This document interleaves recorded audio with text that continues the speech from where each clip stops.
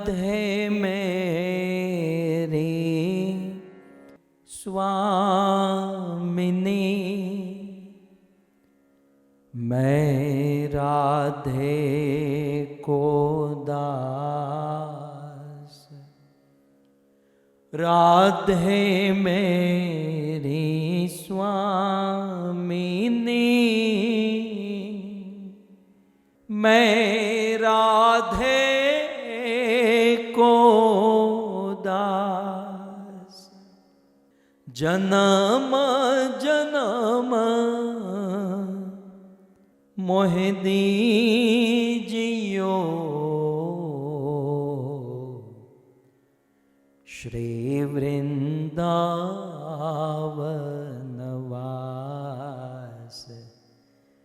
श्री वृंदावनवास। राधा तू बड़ भागिनी, कौन तपस्या कीन, तीनों लोक के नाथ है, सो तेरो अधीन, सो तेरो अधीन।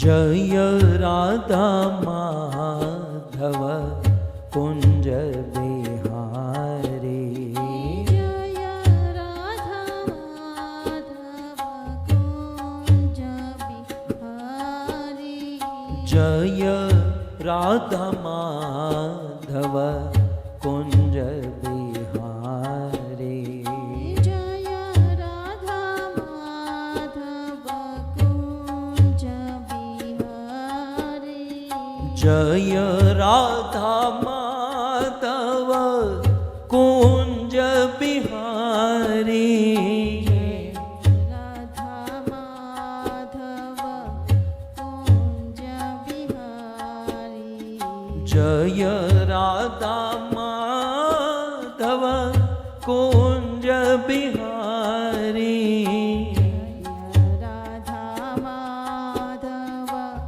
कुंज बिहारी, गोपी जन वल्लभ गिरिवर धारी, गोपी जन वल्लभ गिरिवरधारी, गोपी जन वल्लभ गिरिवर धारी, गोपी जन वल्लभ गिरिवरधारी,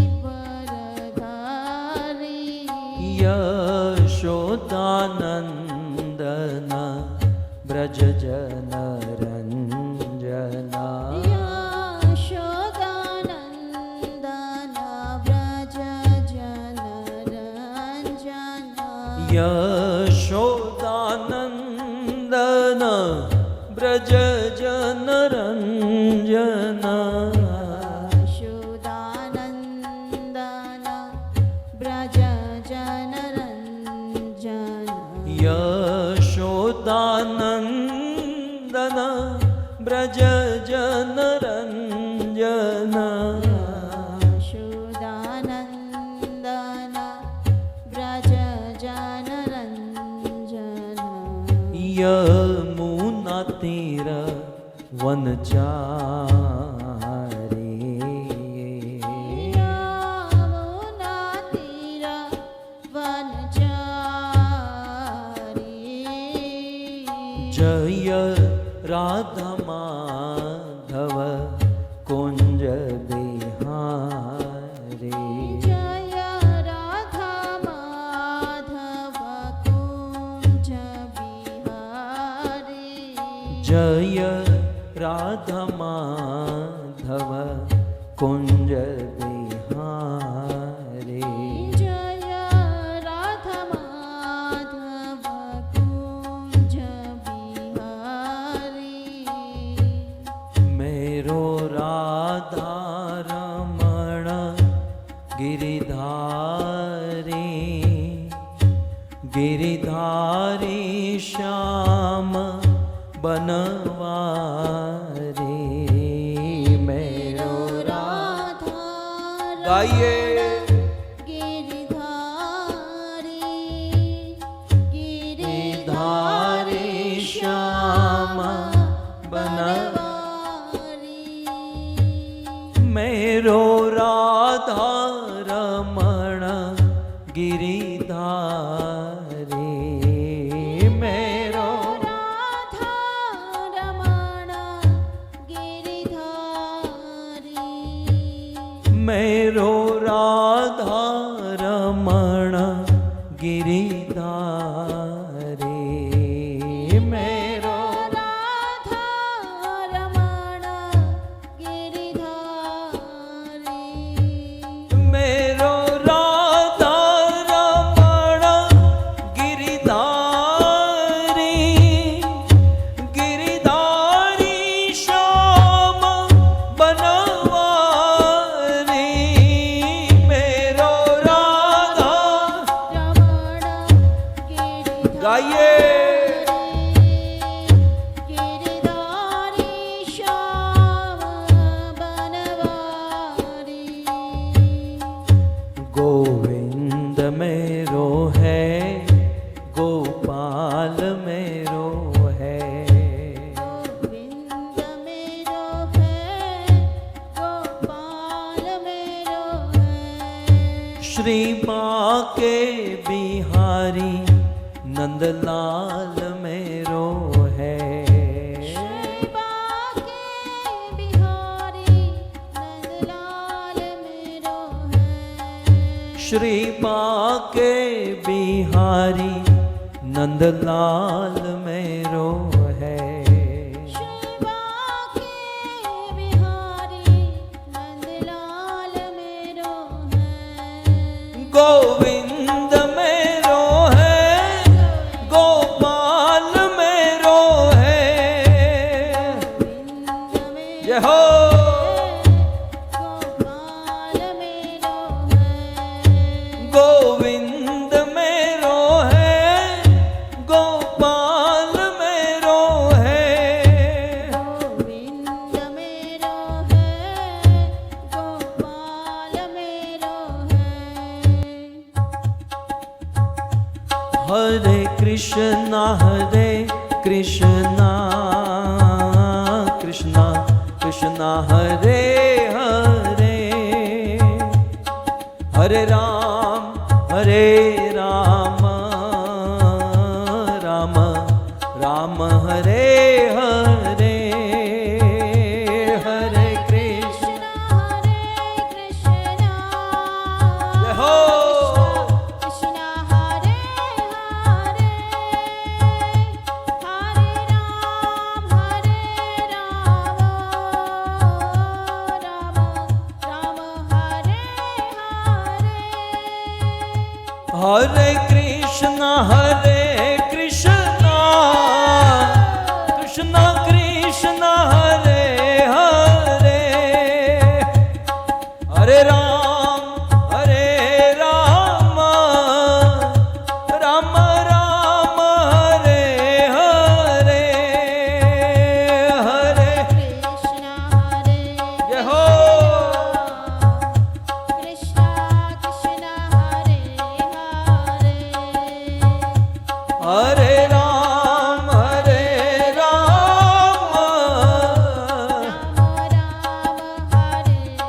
हरे हाँ हरे कृष्णा कृष्णा कृष्णा हरे हरे हरे राम राम राम हरे हरे कृष्णा कृष्णा हो।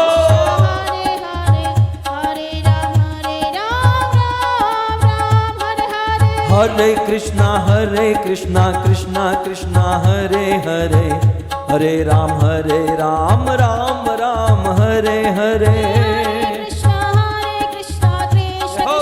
हरे हरे हरे राम राम राम हरे हरे राधा गोविंद गोविंद राधा गोविंद राधा गोविंद राधे। राधा गोविंद राधा जय श्री श्री राधा गोविंद। राधा गोविंद राधे। जगन्नाथ जगन्नाथ बलदेव जय सुभद्रा। जगन्नाथ जय जगन्नाथ। जगन्नाथ बलदेवा जय सुभद्रा। रघुपति राघव राजा राम पतित पावन सीताराम। रघुपति राघव राजा राम पतित पावन सीताराम। राजा राम पतित पावन सीताराम। राजा राम पतित पावन सीताराम। बोलो रघुपति राघव राजा राम पतित पावन सीताराम। रघुपति जय राघव हो। राजा राम पतित पावन सीताराम। हाँ गौर निताय जय गौर निताय जय गौर निताय। गौरनिताय जय जय श्री श्री गौर निताय। गौरनिताय जय गौरनिताय। आहा प्रभुपाद प्रभुपाद प्रभुपाद शिल प्रभुपाद। प्रभुपद जय श्री प्रभुपाद। प्रभुपद श्रील प्रभुपद। जय जय प्रभुपाद प्रभुपाद प्रभुपाद प्रभुपाद जय जय प्रभु।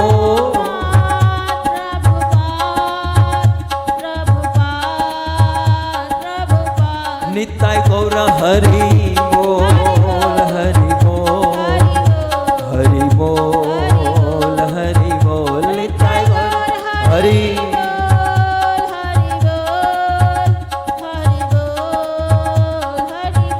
युग धर्म हरि नाम संकीर्तन के। श्री श्री राधा गोविंद भगवान की। जगन्नाथ भगवान की। श्री रामचंद्र भगवान की। कली पावन अवतार श्री चैतन्य महाप्रभु की। जगत गुरु श्री प्रभुपाद की। निताय गौर प्रेमानंदे। जय जय श्री राधे जय जय श्री राधे जय जय श्री राधे।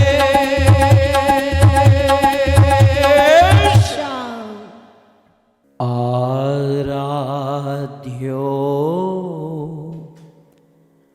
भगवान ब्रजेश तनय तद्धाम वृंदावन।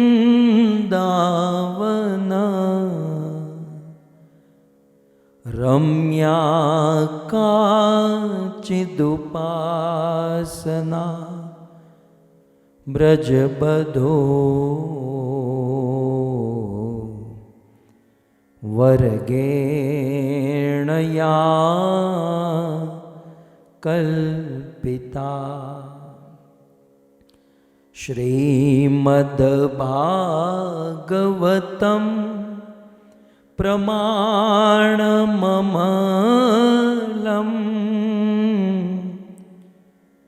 प्रेमापुमर्तो महान्।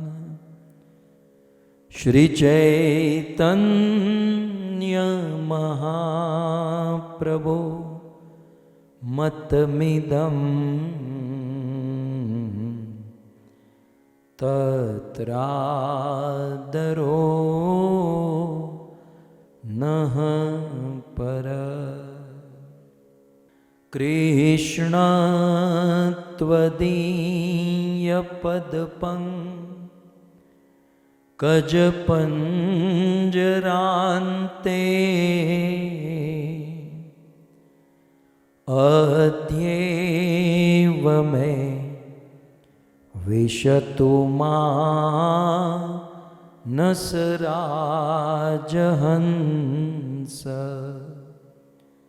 प्राणप्रयाणसमये कफवातपीते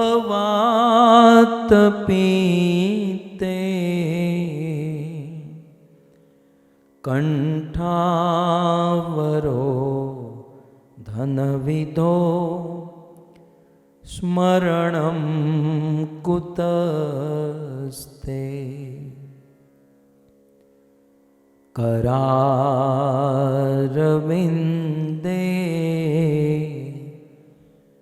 न पदारविन्दम्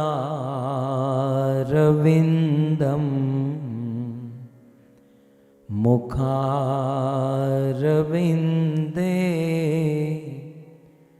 विनिवेशयन्तम्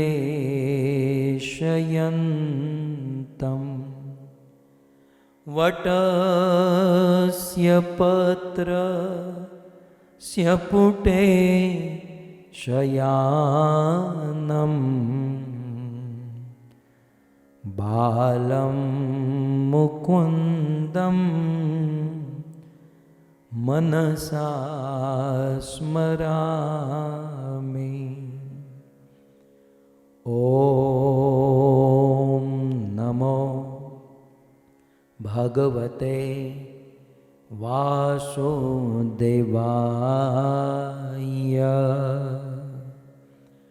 ॐ नमो भगवते वासुदेवाय।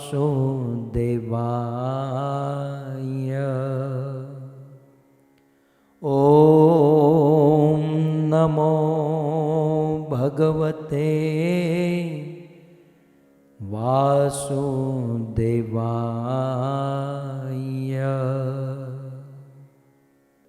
जय जय श्री राधा रमण, जय जय नवल किशोर,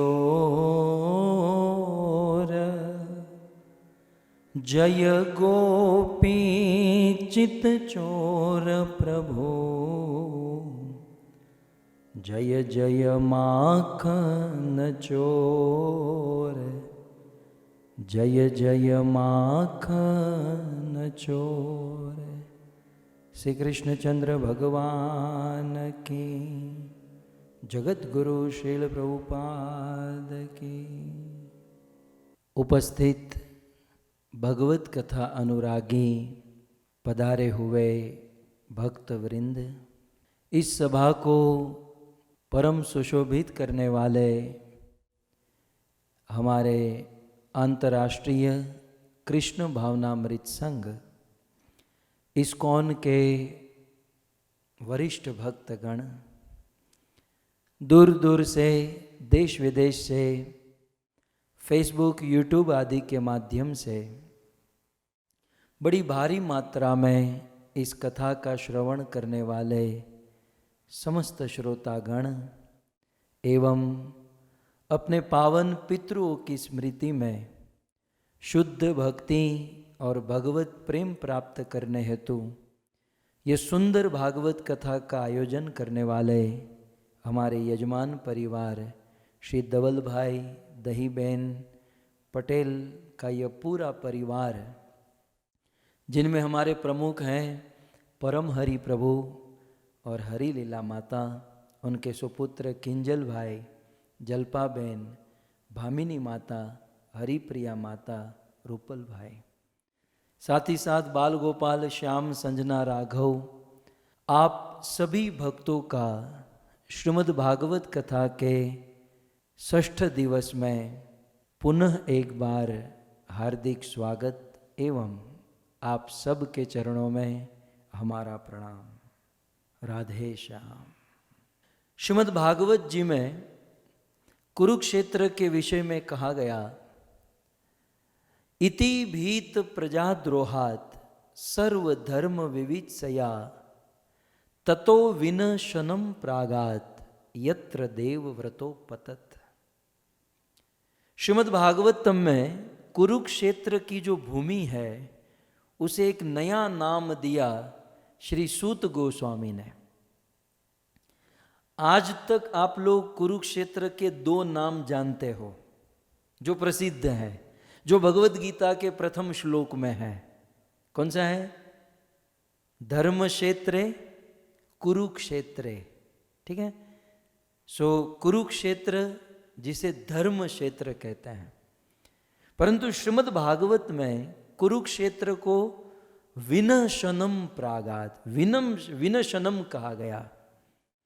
कुरुक्षेत्र का एक नाम भागवत में विनशनम। गुरुदेव कहते हैं विनशनम माने विनाश की भूमि। कुरुक्षेत्र की भूमि कैसी है? विनाश की भूमि। यूं तो हमारे वेदों में, शास्त्रों में इस कुरुक्षेत्र की भूमि की बड़ी महिमा बताई गई है।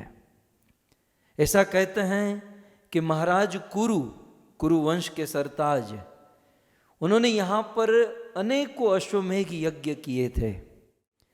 परशुराम जी की कर्म और धर्म भूमि रही कुरुक्षेत्र की भूमि। सो पावन पवित्र भूमि, लेकिन इस कुरुक्षेत्र की भूमि को भागवत में विनशनम कहा गया, विनाश की भूमि। तब गुरुदेव कहते हैं कि ये बात सत्य है कि कुरुक्षेत्र की भूमि जो है वो विनाश की भूमि है। बिल्कुल सत्य बात है। तो हम साधारण बुद्धि में क्या समझते हैं कि हाँ भाई विनाश की भूमि तो है, क्योंकि वहां पर कितने लोग मर गए हैं। 18 अक्षौणी सेना का विध्वंस हुआ कुरुक्षेत्र की भूमि में, तो विनाश की भूमि तो है। लेकिन ऐसा नहीं है। विनशनम का वास्तविक अर्थ है जहां पर हमारे पापों का विनाश हो जाए, जहां पर हमारे बुरे कर्मों का विनाश हो जाए, जहां पर हमारी दुष्बुद्धि का विनाश हो जाए। तो बुरे कर्मों का विनाश करने वाली भूमि, दुर्बुद्धि का विनाश करने वाली भूमि, हमारे पापों का विनाश करने वाली भूमि, इसलिए कुरुक्षेत्र को विनशनम कहा गया। ये मत समझिएगा कि कुरुक्षेत्र की भूमि में लाखों लोग मरे नहीं, तरे। मरने में और तरने में अंतर है?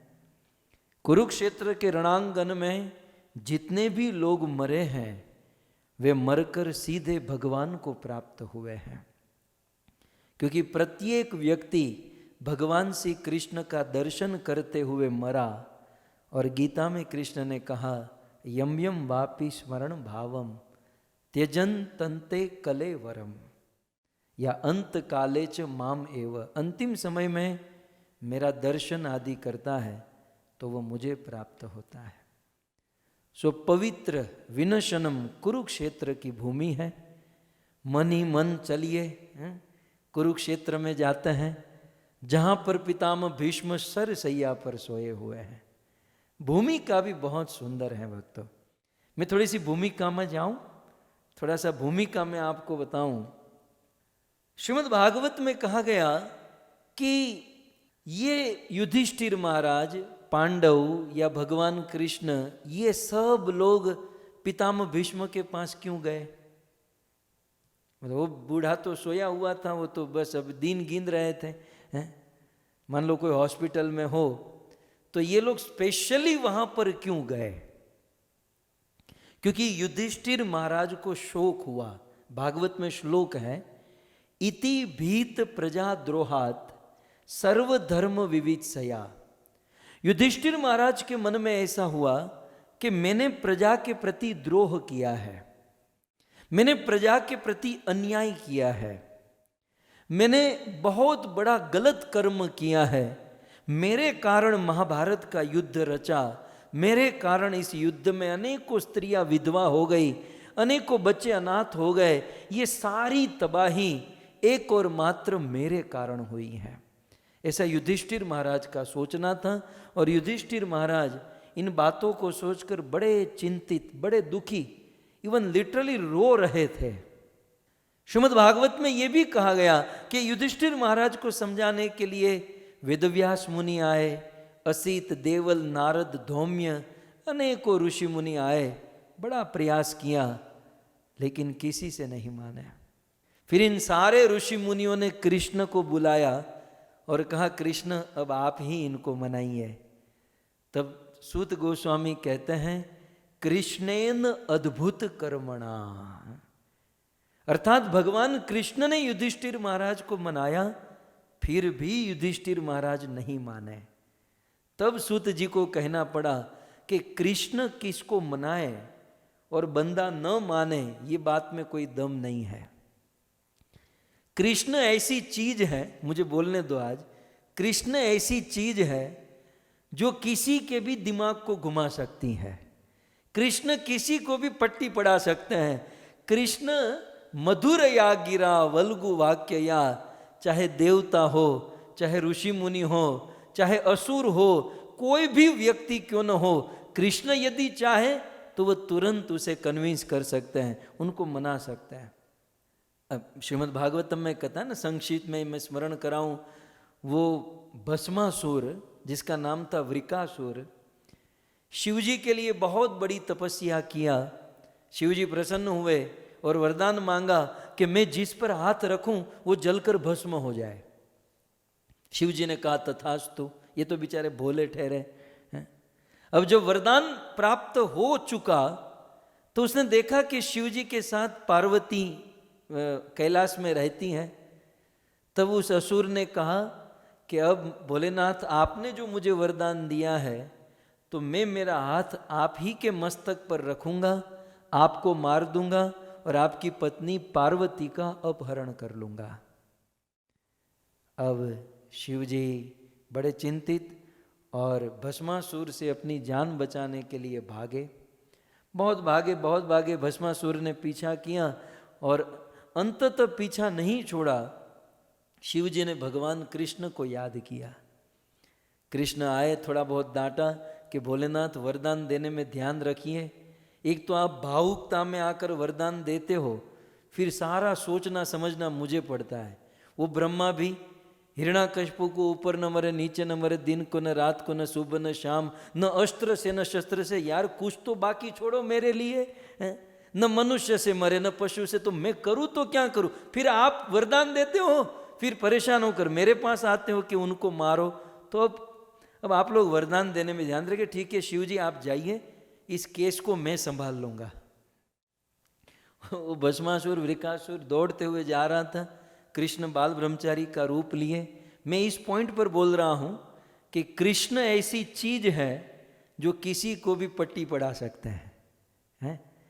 तो कृष्ण वो भस्मासुर को देखे कहा, ए भस्मा भस्मा, ए भस्मा। भस्मासुर ने कहा डिस्टर्ब मत करो, मैं जा रहा हूं। बोले कहाँ, ये तो बताओ। बोले शिव जी को मारने जा रहा हूं। कृष्ण ने कहा शिव जी को मारोगे, महादेव को मारोगे? कल का लाल गोविंद का प्रवचन नहीं सुना?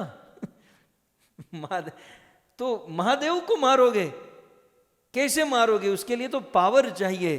तब भस्मासुर ने कहा कि उस महादेव ने, शिवजी ने ही मुझे वरदान दिया और उसके वरदान से उन्हीं को मारने वाला। तब भगवान कृष्ण जोर जोर से हंसने लगे और हंसते हुए कहने लगे, अरे आप भी शिवजी की बातों में आ गए? भस्मासुर रुक गया। बोले क्या बात क्या है? बोले न्यूज़पेपर पढ़ते हो कि नहीं? आजकल न्यूज़ चैनल देखते हो कि नहीं?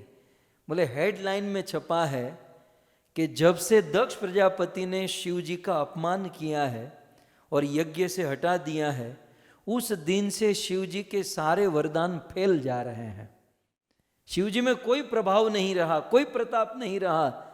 मैंने तो वहां भी देखा उनके वरदान का कोई प्रभाव प्रताप नहीं। और भस्मा तुमको मेरे ऊपर विश्वास नहीं है तो अपना हाथ अपने मस्तक पर रखकर देख लो, तुरंत पता चल जाएगा। ये भस्मासुर कृष्ण की बातों में क्या फंसा, अपना ही हाथ अपने मस्तक पर रखा और खुद जलकर भस्म हो गया।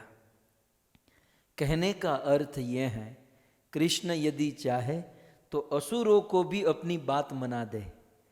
कृष्ण यदि चाहे, अर्जुन को तो आपने देखा ही है कितना बड़ा तर्क दिया युद्ध नहीं करने का। दुनिया का कोई भी बंदा होता तो अर्जुन की बातों से कन्विंस हो जाता, लेकिन अर्जुन जैसे अर्जुन को भी कृष्ण ने 45 मिनट गीता का ज्ञान दिया और करिष्ये वचनम तव। अर्जुन ने कहा बताओ पहले किसको उड़ाना है, चाहे भस्मासुर असुर हो, चाहे अर्जुन जैसा देवता हो, चाहे कोई भी व्यक्ति न हो, कृष्ण के लिए क्या मुश्किल है, कोई मुश्किल नहीं। लेकिन आज कैसी घटना घटी, ध्यान से सुनिएगा कि कृष्ण युधिष्ठिर महाराज को मना रहे हैं, लेकिन युधिष्ठिर महाराज नहीं मान रहे हैं, तर्क दे रहे हैं। कृष्ण कहते हैं महाराज शांत हो जाओ। बहुत तर्क दिए, श्रीमद् भागवत में वर्णन है कि महाराज आपने ये जो युद्ध किया है, राजा का तो धर्म है युद्ध करना, और राजा जब युद्ध करता है अपनी प्रजा के लिए तो उसे कोई पाप नहीं लगता, आप चिंता मत करो। तो युधिष्ठिर तो धर्मराज है, वो तो उस पर और एक तर्क देते हैं कि बोले राजा युद्ध करता है अपनी प्रजा के लिए तो उसे कोई पाप नहीं लगता, ये मैं मानता हूं। लेकिन यदि कोई राजा अपनी प्रजा के लिए युद्ध न करे, स्वयं अपने लिए युद्ध करे, तब तो सारा पाप उस राजा को लगेगा। मैं बहुत बड़ा पापी हूं, मुझे निश्चित नरक में जाना होगा। कृष्ण कहते हैं कि युद्ध करने के बाद कोई 3 अश्वमेघ यज्ञ कर लेता है तो वो पापों से मुक्त हो जाता है, और महाराज आपने यज्ञ कर लिए हैं, अब आप चिंता क्यों कर रहे हो। तब युधिष्ठिर महाराज कहते हैं कृष्ण ये आप मुझे समझा रहे हो हैं? आप ही स्वयं कहते हो कि कर्म से कर्म को काटा नहीं जा सकता। प्रभु पाप करना भी एक कर्म है, यज्ञ करना भी एक कर्म है, तो कर्म से कर्म कैसे कटेंगे। कई बार हम लोग सोचते हैं ना कि हम पाप किए हैं, थोड़ा बहुत पुण्य करेंगे तो हमारा पाप फिनिश हो जाएगा, तो ऐसा नहीं है। यदि पाप किए हैं तो पाप को भी भुगतना होगा, और पुण्य किए हैं तो पुण्य, यहाँ पर पाप माइनस पुण्य ये कोई कैलकुलेशन नहीं है, ये दोनों भुगतना पड़ता है। इस प्रकार से बड़े तर्क दिए और कृष्ण की बात भी युधिष्ठिर नहीं माने। तब भागवत में कहा गया कि भाई कृष्णेन अद्भुत कर्मणा, ये कृष्ण के कर्म, कृष्ण की लीला को कोई नहीं समझ पाता। और वास्तविक बात ये थी कि कृष्ण चाहते तो युधिष्ठिर को मना देते, परंतु जानबूझकर नहीं मनाए, क्योंकि कृष्ण के मन में इच्छा थी कि मैं ही इसे प्रवचन करके मना लूंगा तो पितामह भीष्म क्या करेंगे। कृष्ण की इच्छा थी कि पितामह भीष्म प्रवचन करे, पितामह भीष्म को हम दर्शन दें, पितामह भीष्म बहुत बड़ा ज्ञान प्रदान करें। भगवान भी चाहते हैं कि उनके भक्त कथा करें, उनके भक्त प्रवचन करें, भगवान की बड़ी इच्छा होती है। इसलिए स्वयं भगवान ने युधिष्ठिर का अज्ञान या शोक दूर नहीं किया, क्योंकि वे पितामह भीष्म के मुख से कुछ बुलवाना चाहते थे और स्वयं पितामह भीष्म को दर्शन देना चाहते थे। और कृष्ण ने ही प्रस्ताव रखा कि युधिष्ठिर महाराज आप हमारी बात तो नहीं मानोगे, लेकिन आप पितामह भीष्म की बात तो मानोगे ना, तो आप भीष्म के पास जाओ, वो अपना प्राण त्यागे, उसके पहले आप उन्हीं से कंफर्म कर लो कि हम जो बोल रहे हैं वो सही है या गलत। युधिष्ठिर महाराज को ये बात अच्छी लगी और तुरंत पितामह भीष्म के पास निकल पड़े। लेकिन वहां पर बहुत सारे श्लोक हैं, जो मुख्य मुख्य पॉइंट हैं मैं आपको बता रहा हूं। श्रीमद् भागवत जी में लिखा, तदाते भ्रातरः सर्वे सदस्वे स्वर्ण भूषिते। युधिष्ठिर महाराज निकल पड़े पितामह भीष्म के पास जाने के लिए, और अन्य उनके भाइयों को पता चला तो वे भी तैयार हुए। अरे युधिष्ठिर जा रहे हैं तो अर्जुन मैं भी जाऊंगा, नकुल सहदेव भीम हम सब जाएंगे। सब लोग तैयार हो गए और सब लोग सद अश्वे स्वर्ण भूषिते, सोने का आभूषण धारण किए हुए सुंदर घोड़े वाले रथ पर सवार होकर पितामह भीष्म से ज्ञान ग्रहण करने गए। मुझे ये बात बहुत अच्छी लगती है कि ये पांचों पांडव भीष्म दादा के पास भागवत सुनने जा रहे हैं, ज्ञान ग्रहण करने जा रहे हैं। तो कैसे जा रहे हैं? बिल्कुल मरे हुए की तरह नहीं। अब भागवत पढ़िए, क्या लिखा? सद अश्वे स्वर्ण भूषिते। ये पांचों पांडव भागवत सुनने जा रहे हैं तो सुंदर घोड़े वाले रथ के ऊपर सवार होकर, और वो रथ कैसे थे? सोने के बने हुए रथ पर। भक्तों, भागवत सुनना भी चाहे तो शान से सुनना चाहिए। कई बार कुछ लोग भक्ति करते हैं, हरि नाम लेते हैं, भागवत सुनते हैं तो वो शर्म करते हैं, वो लज्जा महसूस करते हैं, वो दूसरों को बताते नहीं हैं। परंतु ये भजन भक्ति के कार्य इस संसार में बिल्कुल शान से, गौरव बुद्धि से होने चाहिए। और मैं तो कहूँ कि आजकल हम लोग कथा सुनने जाते हैं तो कार में जाते हैं, फ्लाइट में जाते हैं, लेकिन ये पांडव सोने के बने हुए रथ में बैठकर जा रहे थे। सो कहने का अर्थ यह है कि गौरव महसूस करते थे। और पांचों भाई पहुंचे हैं, और जब तक वे कुरुक्षेत्र में पहुंचे तब तक तो तत्रोप जगमुम भुवनम पुनाना महानुभावा मुनिय सशिष्या। पूरी कुरुक्षेत्र भूमि लाखों लाखों ऋषि मुनियों से खचाखच भर गई, पूरी भूमि भर गई। क्योंकि ऋषि मुनियों को पता चल गया कि धर्मराज स्वयं भगवान कृष्ण युधिष्ठिर को लेकर भीष्म के पास आ रहे हैं, तो महाभागवत भीष्म प्रवचन करेंगे, स्तुति करेंगे, और हम सब उनके प्रवचन को सुनेंगे। श्रीमद् भागवत में नाम दिए गए। देखिए, कई बार कुछ लोग कहते हैं ना कि ये लाल गोविंद दास कथा करते हुए नाम क्यों बोलते हैं? ये भागवत की स्टाइल है। श्रीमद् भागवत में श्रोताओं के नाम लिए गए। भक्तों, ये बोलना कोई बड़ी चीज नहीं है।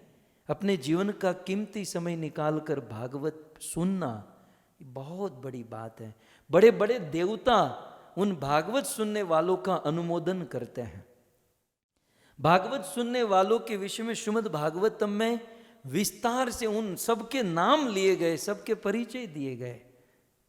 तो ये बहुत बड़ी चीज हो जाती है जब कोई व्यक्ति अपने आप को भागवत सुनने का अधिकारी बना लेता है। सो अत्रि ऋषि आए, वशिष्ठ आए, अरिष्ठ नेमि आए, भृगु आए, अंगिरा आए, नारद आए, चवन ऋषि आए, इद्म वाह आए, इद्म प्रमद आए, ऋषि मुनि। और अकेले नहीं आए, ये बात समझने लायक है। अकेले नहीं आए, अपने शिष्यों को साथ में लेकर आए। मुझे मेरे गुरुदेव याद आ रहे हैं। वृंदावन के उस कोने से एक बहुत सुंदर आवाज़ निकली कि देखिए, ऋषि मुनियों का या हम डिवोटियों का या गुरुओं का ये धर्म है। प्रत्येक गुरु का धर्म है समाज में, संसार में, जहाँ शुद्ध भक्त के मुख से शुद्ध भागवत कथा हो रही हो, वहाँ स्वयं भी जाए और अपने शिष्यों को भी साथ में लेकर जाए। लेकिन आजकल के लीडरों की करुणा ये है कि एक तो स्वयं नहीं जाते, और कदाचित स्वयं कथा सुनेंगे तो अपने आश्रितों को नहीं लेकर जाएंगे। वो सोचते हैं हमारे आश्रित यदि किसी अन्य की कथा सुनेंगे तो हमारी वैल्यू डाउन हो जाएगी और उनकी वैल्यू बढ़ जाएगी। अध्यात्म जीवन में भी इस प्रकार की भौतिक धारणाएं रखकर अपने आश्रितों का, अपने शिष्यों का पतन कराते हैं। परंतु भागवत हमें सिखाती है कि प्रत्येक गुरु का, लीडर का कर्तव्य है कि समाज में, संसार में जहाँ भी शुद्ध भागवत हो वहाँ स्वयं जाए, अपने शिष्यों को साथ में लेकर जाए। गुरु महाराज के एज इट इज शब्द मैं आपके बीच में कहूँ। गुरु महाराज कहते थे कि उन गुरुओं ने ऐसा नहीं कहा कि आप लोग मंदिर संभालो, मंदिर मैनेजमेंट करो, हम जरा कथा सुनकर आते हैं। नहीं, आप सब हमारे साथ चलो, ताला मारकर हम सब साथ में बैठकर कथा सुनेंगे। तो इन सारे ऋषि मुनि आए। मुझे जो आज आपको एक मुख्य पॉइंट बताना है कि सबका आना स्वाभाविक था, लेकिन परशुराम ऋषि वहां पर आए। कहते हैं पराशर के पुत्र परशुराम अपने सभी शिष्यों को साथ में लेकर आए। तो परशुराम जी का आना ये बहुत बड़ी बात थी हम सबको समझने वाली, क्योंकि परशुराम और पितामह भीष्म दोनों दुश्मन थे। ध्यान से सुनिएगा, परशुराम जी और पितामह भीष्म के बीच में 100 वर्ष तक युद्ध चला था। और युद्ध का कारण वही आदि अनादि काल से जितने भी युद्ध हुए हैं, उस युद्ध के पीछे किसी ना किसी स्त्री का हाथ हुआ है। फिर रामायण हो तो वहाँ भी किसी स्त्री के कारण राम का वनवास हुआ, किसी स्त्री के चलते ही तो राम और रावण का युद्ध हुआ। महाभारत को ले लीजिए तो द्रौपदी के कारण ही तो महाभारत का युद्ध हो गया। और ये परशुराम और पितामह भीष्म का युद्ध, गुरु और शिष्य के बीच में युद्ध 100 साल तक, और उसके पीछे भी एक स्त्री है अंबा नाम की कन्या के कारण ये दोनों के बीच में युद्ध हुआ था। अब देखिए कि 100 साल तक युद्ध किए हुए हैं, मतलब 100 साल तक झगड़ा किए, गाली भी दिए होंगे। अब युद्ध करते हुए ऐसे प्रेम से तो बाण नहीं मारने होते हैं, बिल्कुल दांत दबाकर घुमा फिरा कर मारना होता है। तो 100 साल की दुश्मनी थी परशुराम और भीष्म की। लेकिन ऊंचाई देखिए भक्तों, हमारे ऋषि मुनियों की महिमा देखिए कि 100 साल की दुश्मनी थी, परंतु पितामह भीष्म जब भगवत स्तुति या भगवत ज्ञान भगवत कथा बोल रहे थे, तो पितामह भीष्म अपनी सारी दुश्मनी छोड़कर, सारी दुश्मनी भूलकर स्वयं पितामह भीष्म के पास आए और अपने शिष्यों को साथ में लेकर आए। कि भौतिक उतार चढ़ाव और भौतिक मतभेद मनभेद ये अलग वस्तु है, लेकिन जब धर्म की बात है, जब अध्यात्म की बात है, तो हमें भगवत कथा में जाकर उसे श्रवण करना, यही हमारा सबसे बड़ा धर्म है। आजकल समाज में क्या होता है, आपके हिंदी में नहीं होता होगा, हमारे गुजराती में बहुत होता है। આપણે કોઈ જગ્યાએ આમંત્રણ આપીએ કે ભાઈ અમે કથાનું આયોજન કર્યું છે, લાલ ગોવિંદાસ કથા કરવાના છે, તમે કથામાં જરૂર ને જરૂર આવજો, અને પછી લોકો આવે પણ કથા સાંભળે। लेकिन कथा सुनने के बाद कोई दूसरों से कहते हैं कि बहुत अच्छी कथा चल रही है, आप आइए। तो तीसरा आदमी क्या कहता है, कथा में तो हमें आना है, लेकिन जिसने कथा का आयोजन किया ना उससे हमारा झगड़ा है, उससे हमारी बनती नहीं है, इसलिए हम कथा में नहीं आ सकते। कथा तो बहुत अच्छी है, हम आना चाहते हैं, लेकिन कथा बोलने वाले से हमारी बनती नहीं है। भक्तों, ये बनती नहीं है, ये झगड़ा, ये मतभेद, ये मनभेद हमारी भौतिक बुद्धि का विकार है। और भगवत कथा कीर्तन ये आध्यात्मिक स्टेज है। जब अध्यात्म की बात आती है तो सारी भौतिक वस्तु को त्याग कर, भौतिक मतभेद मनभेद को छोड़कर भगवत कथा जाकर श्रवण करना चाहिए। और सच कहें कि जब इस प्रकार के मतभेद और मनभेद हो ना, और उस समय यदि भागवत का आयोजन हो, तब तो सारा काम छोड़कर जाना चाहिए, क्योंकि भागवत एक ऐसी वस्तु है बड़ी बड़ी दुश्मनी को खत्म कर देती है, बड़े बड़े मतभेद मनभेद को खत्म कर देती हैं। ये लगभग 350वीं कथा, मतलब 300वीं कथा हो रही है लगभग। मैंने मेरे जीवन में कई ऐसी कथाएं की हैं कि जब हम कथा करते हैं तो भाई भाई के बीच में झगड़ा होता है, पुराना झगड़ा, जमीन के कारण या किसी बोलाचाली के कारण। लेकिन भागवत कथा के तीसरे दिन चौथे दिन दोनों भाई स्टेज पर आते हैं, एक दूसरे से गले मिलते हैं, रोते हैं और अपनी गलती का एहसास करते हैं। श्रीमद् भागवत एक ऐसा प्लेटफॉर्म है, अपनी गलती को सुधारने का प्लेटफॉर्म, अपने मनभेद मतभेद को दूर करने का प्लेटफॉर्म है।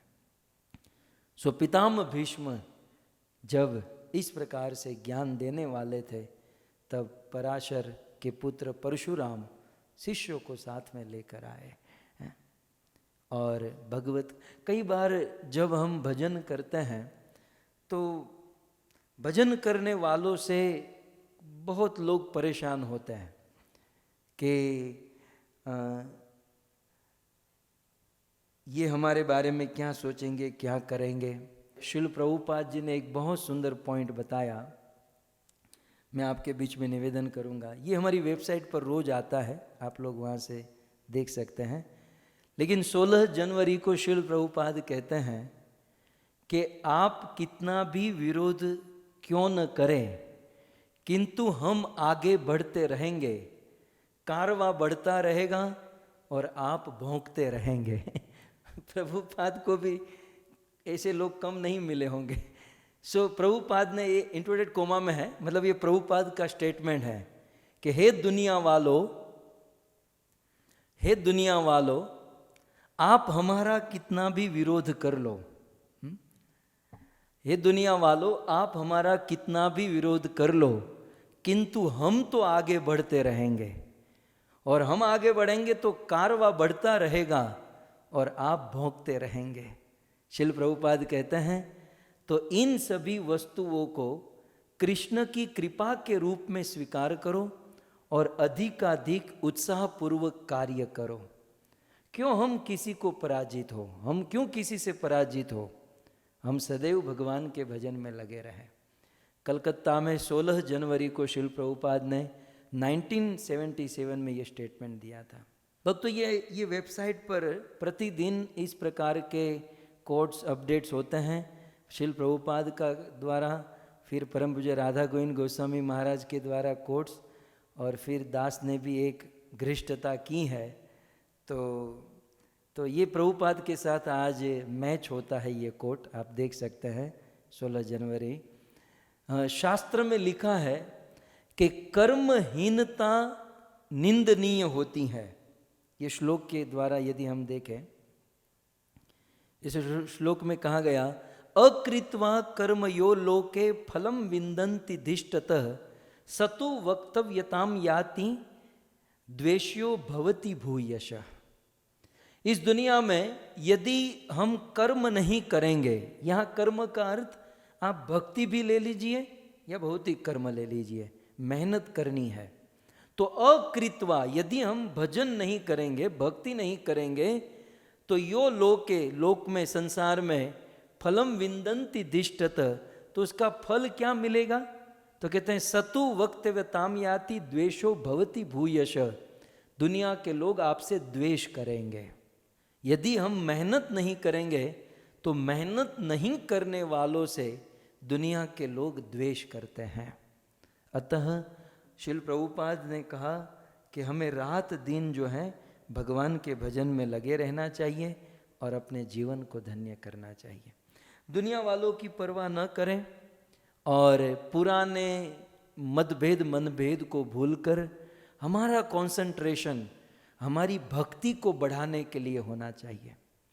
जहाँ से भी हमारे प्रेम को पोषण करने वाली चर्चा, प्रेम को पोषण करने वाली कथा मिले, हमें वहाँ पर श्रवण करके वहाँ का लाभ अवश्य उठाना चाहिए। तो यहाँ पर पितामह भीष्म आए हैं। अब देखिए मेरे पीछे दो लोग खड़े हैं, पितामह भीष्म और भगवान श्री कृष्ण का रथ, ठीक है। अर्जुन बेचारे कट गए हैं, लेकिन आप अपने मन ही मन सोच लीजिए कि अर्जुन भी है, हैं? आज मैं आपको एक प्रश्न पूछूं, ध्यान से सुनिएगा। आज मैं आपको एक प्रश्न पूछूं कि पितामह भीष्म श्रेष्ठ भक्त है कि अर्जुन श्रेष्ठ भक्त है? तो अब आप बताइए, पितामह भीष्म उत्तम है कि अर्जुन उत्तम है? तो उसने कहा कि दोनों ही उत्तम है। मैंने कहा ऐसा नहीं चलेगा, इसमें तारतम्य की दृष्टि से पितामह भीष्म उत्तम है कि अर्जुन उत्तम है। और आपको यदि बताना ही होगा, इसका जवाब देना ही होगा, तो आप जवाब क्या दोगे? अब अर्जुन के विषय में यदि हम सुने, अर्जुन के बारे में भगवत गीता में कृष्ण ने अर्जुन को क्या कहा? हे अर्जुन, भक्त असी सखा असी, तुम मेरे भक्त हो, तुम मेरे सखा हो, ठीक है। एक दूसरा, इवन कृष्ण अर्जुन के साथ ही रहते थे, उठना बैठना खाना, हाँ? इवन अर्जुन के रोम रोम से कृष्ण का नाम निकलता था। ये भी आप जानते हैं, है ना। और भी कितनी सारी बातें।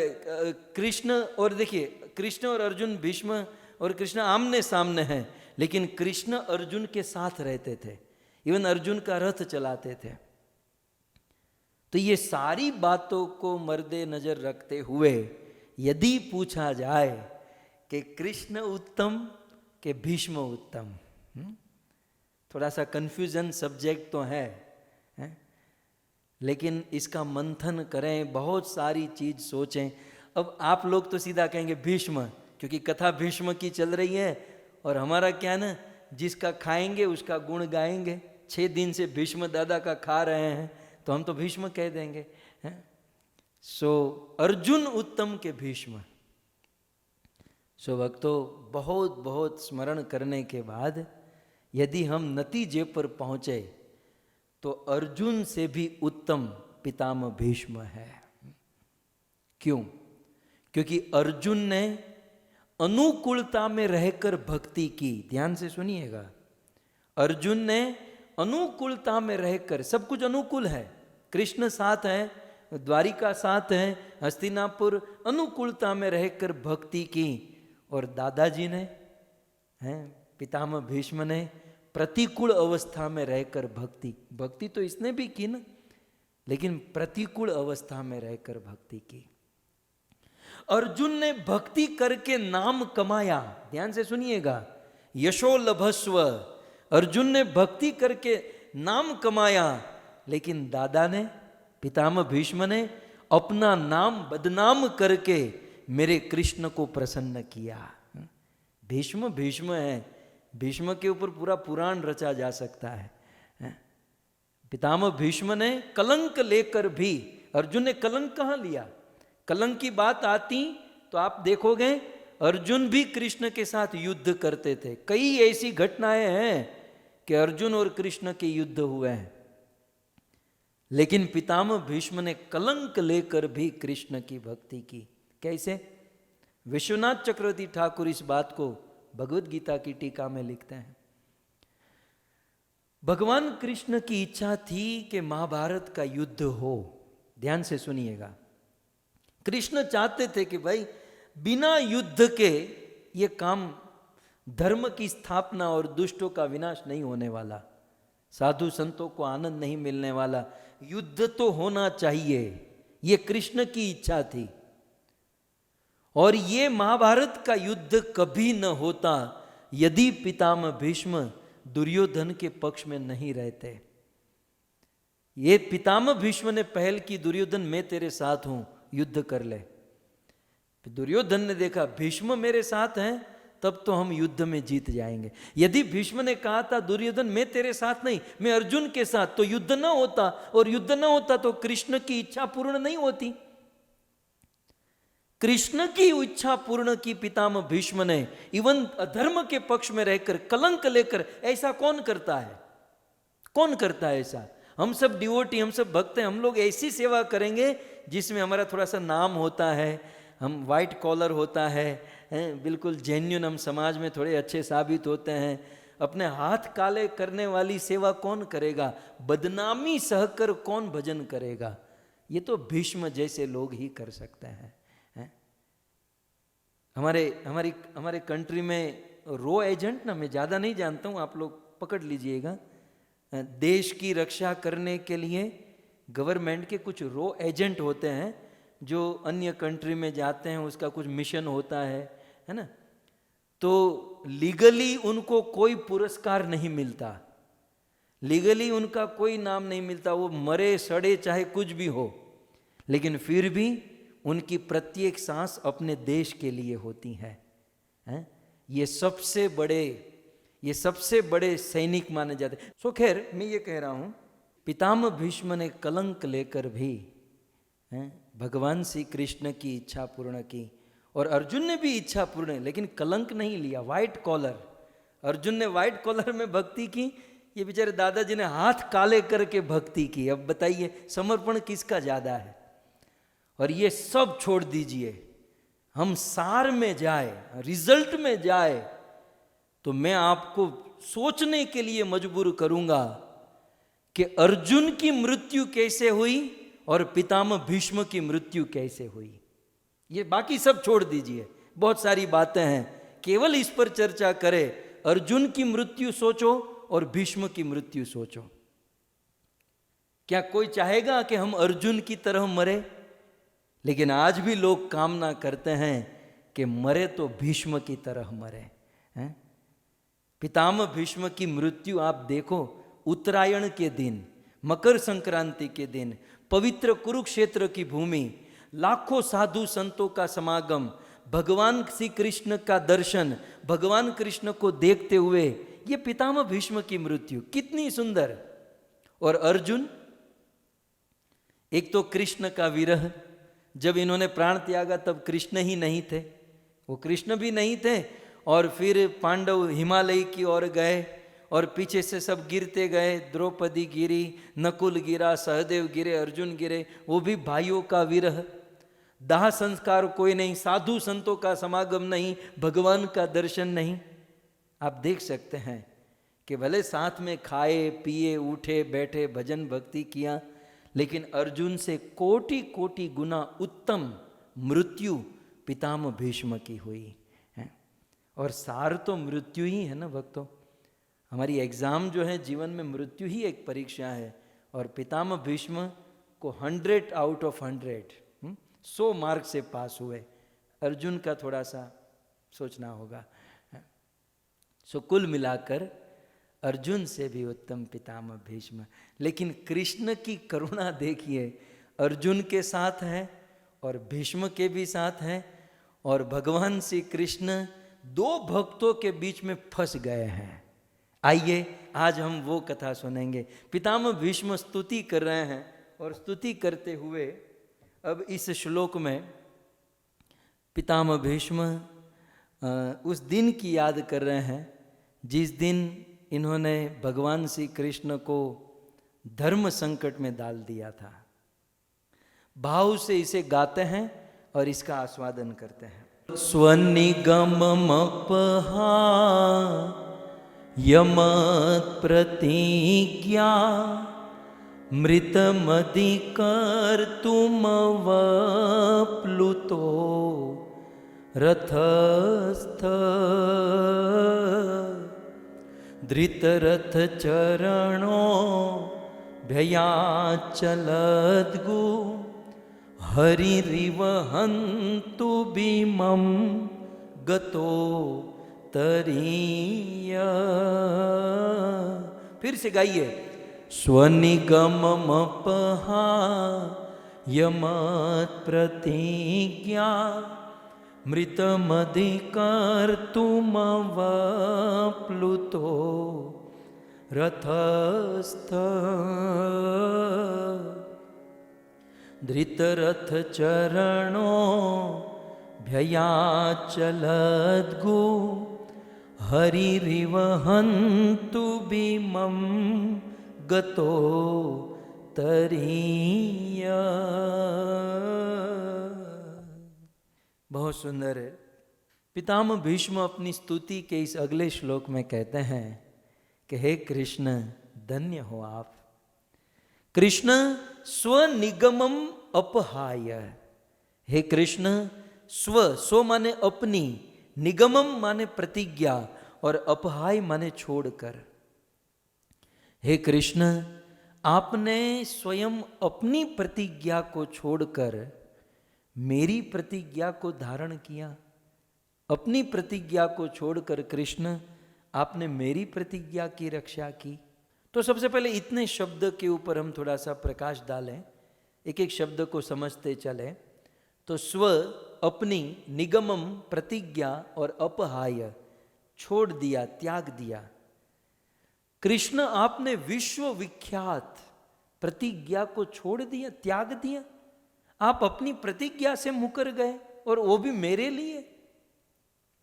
आप सब जानते हैं, इतिहास साक्षी है कि भगवान श्री कृष्ण की एक प्रतिज्ञा थी। और वह प्रतिज्ञा क्या थी, कब थी, कैसे थी? छोटा सा इतिहास है। जब महाभारत का युद्ध अवश्यंभावी हुआ तब हस्तिनापुर से अर्जुन और दुर्योधन दोनों द्वारिका आए भगवान श्री कृष्ण को मिलने के लिए, उनसे मदद मांगने के लिए, सहायता के लिए। अब ऐसे कार्यों में दुर्योधन सबसे आगे रहता है, हमारी तरह है? जब कुछ मांगना हो, लेना हो, तो दुर्योधन पहले, नो डाउट, ध्यान से सुनिए, दुर्योधन पहले पहुंचा और 2-3 घंटे के बाद अर्जुन पहुंचे। लेकिन जब दुर्योधन पहुंचा तब भगवान कृष्ण सोए हुए थे और दुर्योधन कृष्ण के माथे के पास बैठा कि उठेंगे तो तुरंत मेरे ओर देखेंगे। और जब अर्जुन पहुंचे, कृष्ण सोए हुए थे, तो अर्जुन कृष्ण के चरणों में बैठे। ये भी बुद्धि होनी चाहिए, कहाँ बैठे हैं। आजकल अब जूम प्लेटफॉर्म में तो बैठने का बड़ा आनंद, कुछ लोग सोफे पर, कुछ लोग ऊपर, कुछ लोग नीचे, कुछ लोग गाड़ी में हैं, कुछ लोग झूले पर हैं, बाकी खूब आनंद ले रहे हैं। लेकिन कैसे बैठना, कहाँ बैठना, ये भी एक, इवन ज्ञान ग्रहण करने के लिए आसन की भी बड़ी महिमा है, बैठने की भी बड़ी महिमा है। रामायण का प्रसंग आपको याद होगा, मैं स्मरण कराऊं। जब रावण का वध हुआ तब भगवान रामचंद्र ने लक्ष्मण जी को भेजा कि जो भी है लखन, रावण ज्ञानी है, उसे ज्ञान ग्रहण करके आओ। लक्ष्मण जी तो मोઢું બગાડે કે હવે રાવણ પાસે જ્ઞાન ગ્રહણ કરવાનું હોય, પ્રભુ આપણે ઘણા ઋષિ મુનિઓ મળશે, એની પાસેથી જ્ઞાન લેશું, રાવણ પાસે જ્ઞાન। राम ने कहा, लखन मैं कह रहा हूँ जाओ, तो मुंह बिगाड़ कर लखन निकले रावण के पास और दौड़ कर आए, भैया भैया, वो रस्सी जल गई लेकिन बल नहीं गया। राम ने कहा, क्या हुआ? बोले, मैं गया उनसे रावण से ज्ञान ग्रहण करने के लिए, लेकिन मुझे देखकर रावण ने अपना मुंह फेर लिया।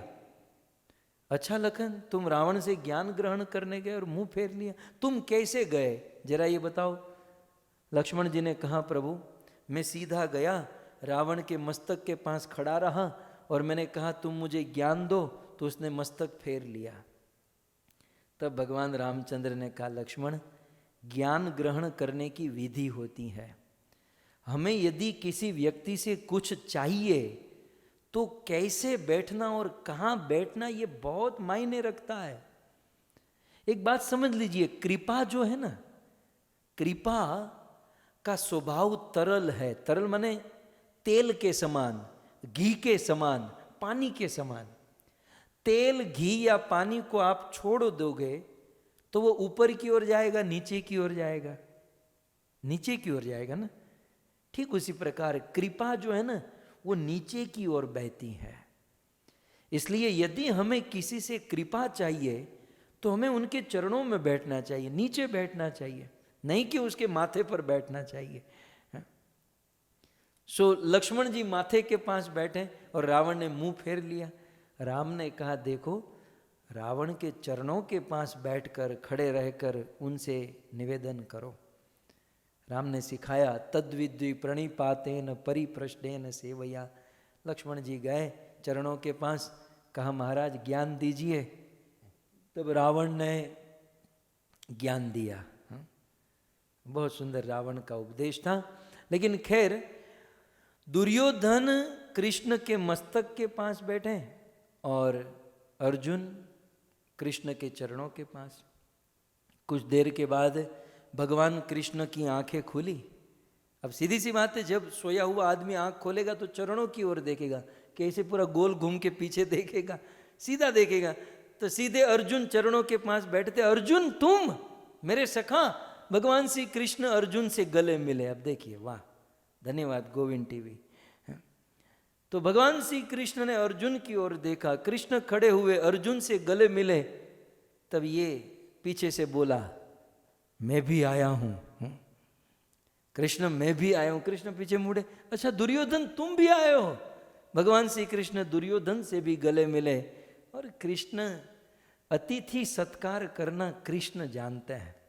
दोनों के हाथ पकड़े, दोनों की पूजा किए, भोजन कराए और बिल्कुल दोनों की थकावट उतर गई।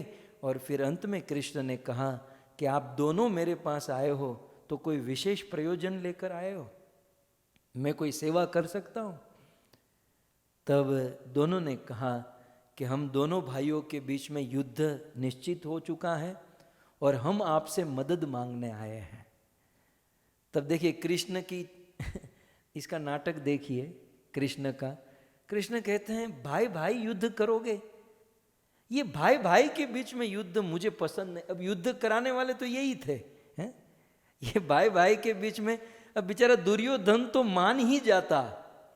जब कृष्ण संधिदूत बनकर गए, पांडवों ने कृष्ण को संधिदूत बनाकर भेजा कि जाओ दुर्योधन को मना कर आओ, तो कृष्ण ने दुर्योधन से कहा, दुर्योधन 5 गांव पांडवों को दे दो और तुम पूरी दुनिया पर राज करो।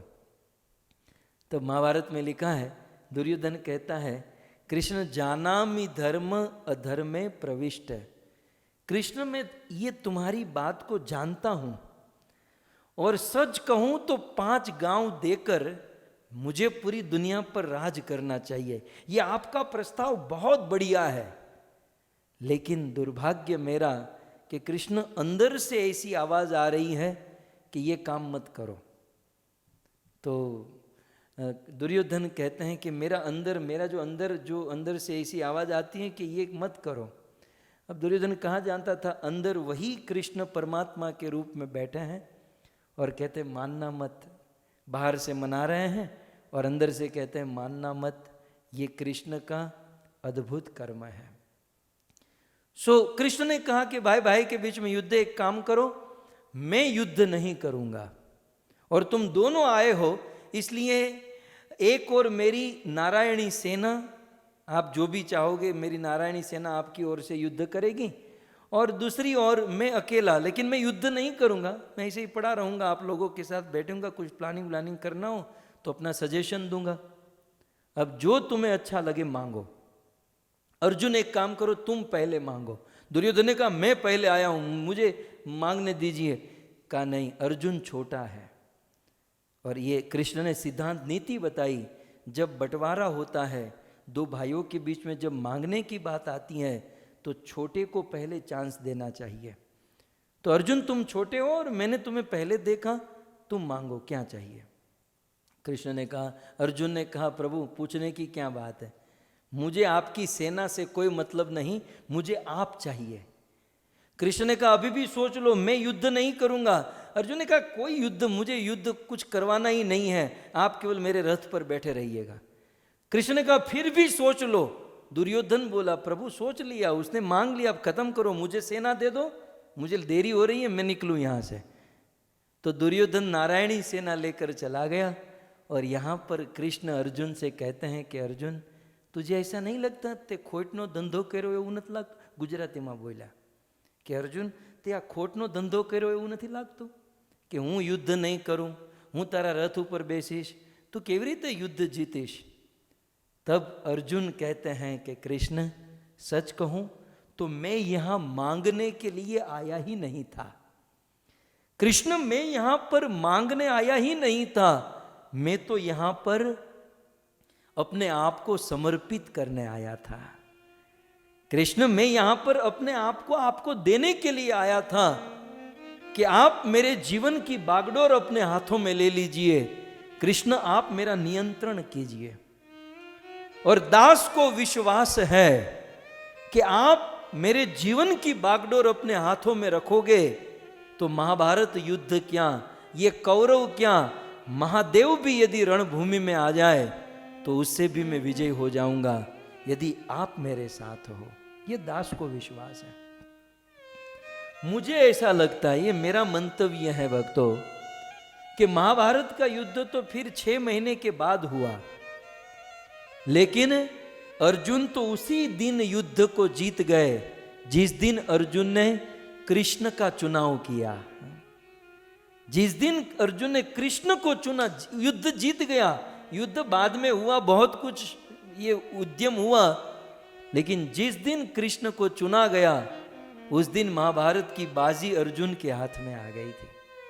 हमारे आपके जीवन में अनेकों बार चुनाव का मौका आता है, अनेकों बार सोचने का मौका आता है, और उस समय यदि हम भगवान को चुनेंगे, भगवान की भक्ति को प्रायोरिटी देंगे, तो निश्चित जीवन के युद्ध में हम जीत जाएंगे। इसमें कोई संशय नहीं है। सो भगवान श्री कृष्ण की प्रतिज्ञा थी कि इस युद्ध के दौरान मैं शस्त्र नहीं उठाऊंगा, युद्ध के दौरान मैं अस्त्र नहीं उठाऊंगा, मैं युद्ध नहीं करूंगा। एक आचार्य ने बहुत सुंदर प्रश्न उठाया कि भगवान की प्रतिज्ञा वेदों के समान सत्य है, तो ऐसी प्रतिज्ञा को भगवान ने कैसे तोड़ दिया? भगवान की वाणी वेद मानी गई है, अर्थात श्रीमद् भागवत में कहा गया वेदो प्रणिहितः धर्म। भगवान कृष्ण जो बोलते हैं वो वेद बन जाता है। तो कृष्ण की वाणी वेदों के समान सत्य है, तो फिर भगवान श्री कृष्ण अपनी वाणी को कैसे बदल सकते हैं, कैसे मिथ्या कर सकते हैं? तब उस आचार्य ने बहुत सुंदर उत्तर दिया कि वेद भगवान के सांस है और भक्त भगवान की आत्मा है। ध्यान से, वेद भगवान के सांस हैं और भक्त, अर्जुन जैसे भक्त भगवान की आत्मा है। और अपनी आत्मा रूपी भक्त की रक्षा करने के लिए कृष्ण ने कुछ देर के लिए अपने सांसों को रोक लिया, है ना। आदमी सांस रोक कर भी आत्मा को जिंदा रखता है, उसकी रक्षा करता है। तो कृष्ण ने अपनी सांसों को रोक कर, अर्थात कुछ देर तक वेदों को बाजू में रखकर अर्जुन की रक्षा की। और दूसरी दृष्टि में भगवान ने अपनी प्रतिज्ञा तोड़ी नहीं भी मानी जाएगी, क्योंकि कृष्ण ने जो शस्त्र अस्त्र उठाया था वो अस्त्र नहीं था, वो रथ का पहिया था। सो इस प्रकार से पितामह भीष्म आगे कहते हैं कि स्वनिगम अपहा यमत प्रतिज्ञा। तो कृष्ण आपने अपनी प्रतिज्ञा तोड़ दी, किसके लिए? मत प्रतिज्ञाम ऋतम अधिक कर्तुम। कृष्ण आपने मेरी प्रतिज्ञा को रखने के लिए अपनी प्रतिज्ञा को तोड़ दिया। सो पितामह भीष्म ने भी प्रतिज्ञा की थी, और वो प्रतिज्ञा थी कि मैं अर्जुन को मार दूंगा, पांडवों को मार दूंगा और दुर्योधन को विजयी कर लूंगा। सो मेरी प्रतिज्ञा के लिए आपने अपनी प्रतिज्ञा तोड़ दी, और अपनी प्रतिज्ञा तोड़कर अवप्लुतो रथस्थ। अब कौन रथ चलाने वाला सारथी अपने रथ से नीचे उतरता है? लेकिन हे कृष्ण, आप अपने रथ से नीचे उतर गए, और रथ से नीचे उतरकर धृत रथ चरण, धृत माने उठा लिया, धारण कर लिया, और रथ चरण, दूसरी लाइन में आप देखिए रथ चरण। रथ का चरण क्या है? रथ के चरण, रथ के लेग्स, रथ के पांव क्या है? उसका चक्का, उसका पहिया। तो धृत धारण किया क्या? रथ का चरण, रथ का पहिया आपने धारण कर लिया। और अभ्यात, हे कृष्ण, रथ का पहिया धारण करके अभ्यात आप मेरी ओर दौड़ने लगे, आप दौड़कर मेरी ओर आने लगे। और कृष्ण जब आप मेरी ओर दौड़कर आ रहे थे तो कहते हैं अभ्यात चलत गुहु। चलत माने डोलने लगी, गुहु माने धरती। कृष्ण जब आप उस रथ के पहिए को लेकर मेरी ओर आ रहे थे तो चलत गुहु, ये गुहु माने धरती, चलत चलने लगी, कांपने लगी, डोलने लगी। और कृष्ण, मैं देख रहा था कि उस समय आप मेरी ओर कैसे आ रहे हैं? हरि इव हंतुम। हरि माने सिंह के समान, हरि सिंह के, हरि इव सिंह के समान, हंतुम मुझे मारने के लिए। जैसे वनराज केसरी सिंह हाथी के मस्तक को फाड़ने के लिए अपनी गुफा से निकलता और कूद पड़ता है, बिल्कुल तराप मारता है, वैसे कृष्ण आप कूद कर मेरी ओर आने लगे। और जब आप मेरी ओर आ रहे थे तो गतो उत्तरीय, पहले श्लोक समझ लीजिए, गतः गिर गया, क्या? उत्तरीय, आपका उत्तरीय वस्त्र भी गिर गया। अर्थात मेरी ओर आप उस रथ का पहिया लेकर दौड़कर आ रहे थे, आपका उत्तरीय वस्त्र भी गिर गया। कृष्ण, आपको ये भी ज्ञान नहीं रहा। उत्तरीय वस्त्र इसलिए गिरा क्योंकि धरती डोल रही थी। आप देखिए, चलत गु, धरती डोल रही थी और धरती कांप रही थी कि कृष्ण आप अपनी प्रतिज्ञा तोड़ रहे हो, अपनी प्रतिज्ञा तोड़ रहे हो। तब धरती को शांत करने के लिए धरती ने ऐसा कहा कि मेरी लाज क्या रहेगी, मेरा पति आज प्रतिज्ञा तोड़ रहा है तो मेरी इज्जत क्या रहेगी। कृष्ण मेरी इज्जत जा रही है। तो कृष्ण ने अपना वो पीतांबर डाल दिया, तेरी इज्जत जा रही है तो ये ढक ले, लेकिन मुझे अपना काम करने दे। हिसाब किताब बाद में देख लेंगे। भगवान कृष्ण से अभी मुझे अपना काम करने दे। कृष्ण हाथ में रथ का चक्का लेकर दौड़ने लगे। तो उत्तरीय गतः, कृष्ण का उत्तरीय वस्त्र नीचे गिरा। और फिर अगले श्लोक में कहते हैं, ये दोनों श्लोक कंटिन्यू एक साथ जुड़े हुए हैं। और फिर कहते हैं, शीति विषि खहथो विशीर्ण दंश। हे कृष्ण, रथ का चक्का हाथ में है, उत्तरीय वस्त्र गिर गए, धरती डोल रही है, आप मेरी ओर कूद कर आ रहे हैं। और उस समय शीत माने तीक्ष्ण, धारदार, और विशिख माने बाण। और उस समय कृष्ण, मैंने मेरा धनुष उठाया और तीक्ष्ण बाणों से मैं आपके ऊपर बाणों की बौछार करने लगा। और विशीर्ण दंश, है कृष्ण, मेरे बाणों से आपका दंश, आपका कवच विशीर्ण टूट गया, कट गया। और कवच कटकर शतज परिप्लुत, श्लोक आप धीरे धीरे आगे बढ़ रहा है कि शतज परिप्लुत, और कृष्ण मेरे बाण आपके शरीर में घुस गए और मेरे बाणों से आपके शरीर में असंख्य घाव हो गए। पितामह भीष्म कहते हैं, आपके शरीर से खून की धारा बहने लगी। और कहते हैं, आतताईनो में, प्रभु मैं कितना बड़ा आतताई था, मैं कितना बड़ा पागल था कि मैं आपके ऊपर बाण चला रहा था। मेरे जैसा आतताई कोई नहीं। और करुणा तो देखो कृष्ण, आपकी करुणा तो देखो, मैंने इतने बाण चलाए, मैंने आपके ऊपर इतना अत्याचार किया, लेकिन जब आज मैं शरीर छोड़ रहा हूं, जब आज मेरी मृत्यु का समय है, तो आप दर्शन देने के लिए मेरे पास आए। धन्य हो आप कृष्ण। प्रसभम अभिसारमत्वधार्थम, कृष्ण वेग पूर्वक दौड़ते हुए आप मेरे पास चले आए।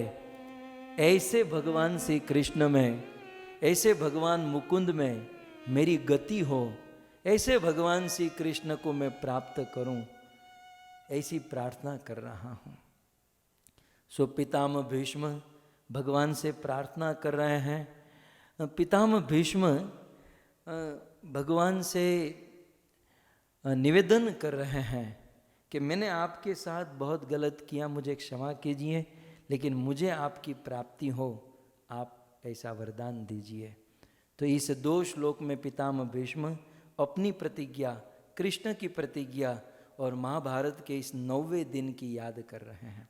तो श्लोक के अनुसार तो हमने इस बात को समझ लिया।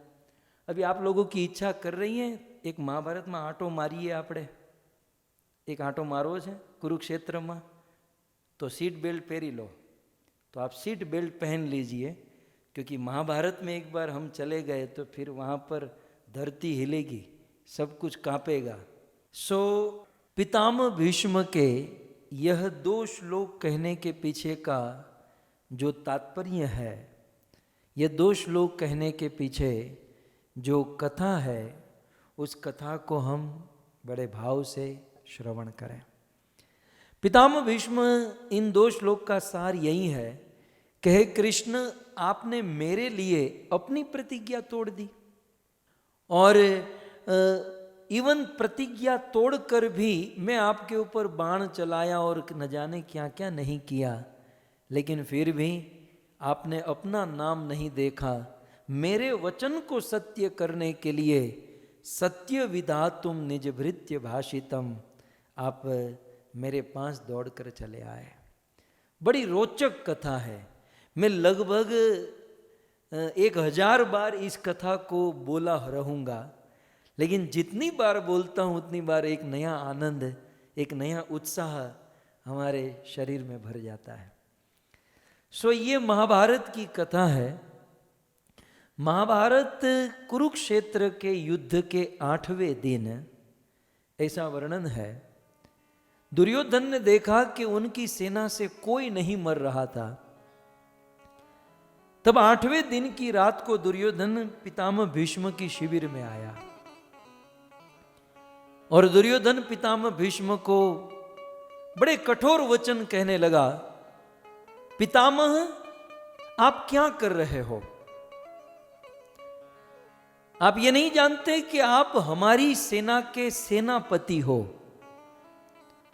और आपको हमारी ओर से युद्ध करना चाहिए। आज 8 दिन बीत गए, लेकिन पितामह पांडवों में से कोई नहीं मरा। आप चाहते तो पहले ही दिन पांडवों को मार सकते थे, लेकिन आप जानबूझकर पांडवों को नहीं मार रहे हो, क्योंकि आप यूं तो मेरे पक्ष में हो, लेकिन पांडवों से प्रेम करते हो। पितामह, आप ये मत सुनिए, ये मत भूलिए कि आप हमारा भोजन खा रहे हो, आप हमारे भोजन पर पल रहे हो। जिस थाली में खाते हो उसी थाली में छेद करते हो। पितामह, ये तो नमक हरामी है, ये ठीक नहीं है। जब इस प्रकार से दुर्योधन ने कहा, पितामह भीष्म का खून खोल गया। पितामह भीष्म ने कहा, बस युवराज बस, अब एक शब्द भी आगे मत कहना। तुझे ऐसा लगता है कि मैं अधर्म कर रहा हूं, मैं नमक हरामी कर रहा हूं, तो मैं प्रतिज्ञा करता हूं कि कल के दिन के युद्ध में मैं पांडवों को मारूंगा। यदि 5 पांडव मेरे सामने आए तो दुर्योधन, मैं अकेला 5 पांडवों को मार दूंगा, और यदि अर्जुन मेरे सामने आया तो कल ये भीष्म नहीं या तो अर्जुन नहीं। बिल्कुल भीषण प्रतिज्ञा हो गई। और यह भी कहा कि और भी इस बात को दृढ़ करने के लिए कल तुम अपनी पत्नी को भेजना, मैं उसे वरदान दे दूंगा, लेकिन आज के बाद कभी भी ऐसा शक मत करना कि मैं नमक हरामी कर रहा हूं, मैं गलत कर रहा हूं।